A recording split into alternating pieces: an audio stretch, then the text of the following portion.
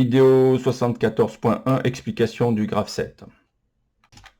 Donc vous avez ici un graphe 7 purement didactique. Le but ici, c'est de le programmer sous Helio et vérifier le fonctionnement. Donc ici, c'était de l'entraînement pour extraire les équations. Alors ce qui est de nouveau pour vous, c'est la divergence en et puis je me suis amusé à faire une divergence en ou en même temps. Donc là, on verra toutes les équations que l'on peut faire. Enfin, vous avez un melting pot complet de toutes les équations que l'on peut tirer sur ce TP-là. Donc ici, vous avez l'étape initiale qui est sous condition de S. Alors, dans les lois du graphe 7, généralement, les étapes s'appellent X, donc ça va de X1 à X10. Et vous avez aussi des actions. Alors ici, on a H, KM2 et KM1. Alors, pour m'amuser, j'ai fait des actions sous condition. Alors, par exemple, ici, à l'étape 2, KM2 sera vrai que si on est à l'étape 2, bien évidemment, et qu'on appuie sur Z. Je me suis amusé à traîner KM2 sous condition avec différentes conditions. Donc ici, à l'étape 4, ben, si vous voulez KM2, il faudra être à l'étape 4, puis Z, évidemment, comme ici, mais en même temps appuyer sur U. Et à l'étape 7, KM2, elle sera vraie que si on est à l'étape 7, qu'on appuie soit sur Z, soit sur U. D'accord? Alors l'explication ici. Donc on arrive à l'étape initiale, on l'active l'étape initiale. Donc dans un automate, ça on ne mettra pas, puisque un automate qui est dans laquelle il y a, on peut générer un graphe 7, il le fait automatiquement. Mais sur le Zelio, nous, quand on va tirer les équations, on va être obligé de, alors c'est le 7, S pour 7, 7 mise à 1. On va être obligé d'utiliser une tempo. Donc une tempo, on verra comment on va faire pour générer cette impulsion.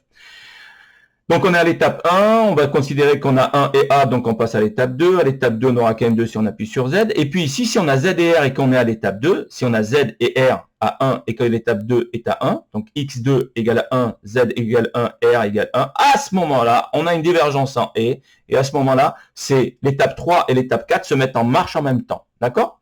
Elles se mettent en marche en même temps. Donc si elles se mettent en marche en même temps, ces deux-là, elles arriveront en même temps. Alors c'est pas dit qu'elles vont durer le même temps. Mais elle démarre en même temps. Donc ici, à l'étape 3, on aura KM1, donc c'est nouveau. Et à l'étape 4, on aura KM2, que si et seulement, on appuie sur Z et U.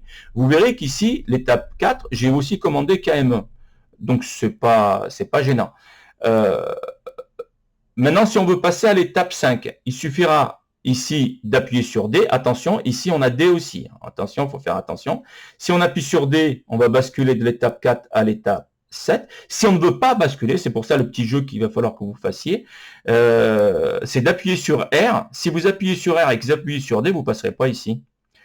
Et là, vous ne passerez pas parce que il vous faudra D et E. D'accord? Donc, on veut passer uniquement à l'étape 7, à 5, excusez-moi. À ce moment-là, on va appuyer sur D et pas sur P. Si j'appuie sur P et que j'appuie sur D, ça ne passera pas. Il ne faut pas que j'appuie sur P et que j'appuie sur D, ou bien que j'appuie sur U et que j'appuie sur D. Voilà, donc c'est un jeu. Donc amusez-vous à passer à l'étape 5 et restez à l'étape 4 et vous verrez que sous condition, on aura KM2 qui se mettra en marche que si j'appuie sur Z et U.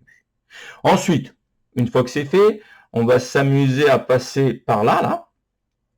Donc on considère qu'on est à l'étape 5. Notez que l'étape 10 étant égale à 0, 5 égale 1, 10 égale 0 parce que je ne suis pas encore ici. Enfin voilà. Et bien 5, 0 et 10 égale à 0, lui il est égal à 1, 1 fois 0 fois 1, ça fait 0. Donc, pour passer cette transition, il faut que l'étape 5 et l'étape 10 soient vraies en même temps. Et comme la transition est égale à 1, paf, ça va basculer, on viendra ici. D'accord? Donc ici, on se met à l'étape 7, vous vous amusez à le faire fonctionner, ensuite vous passez à l'étape 9, et vous allez voir que quand vous allez passer de l'étape 9 à l'étape 10, vu qu'on est à l'étape 5 depuis longtemps, 9 et 10 étant, 5 et 10 étant vrai, et que la transition étant vraie ici, tac, on rebascule ici.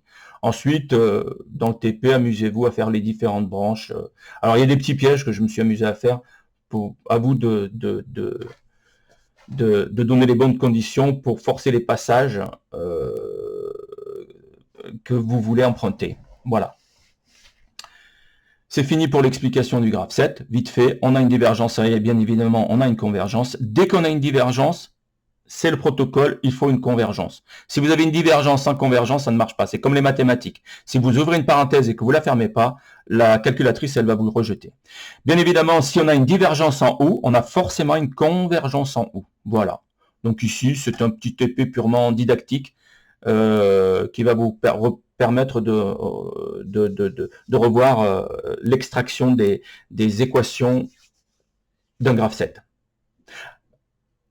Donc des étapes et bien évidemment des actions sous condition. Voilà, c'est terminé pour cette vidéo.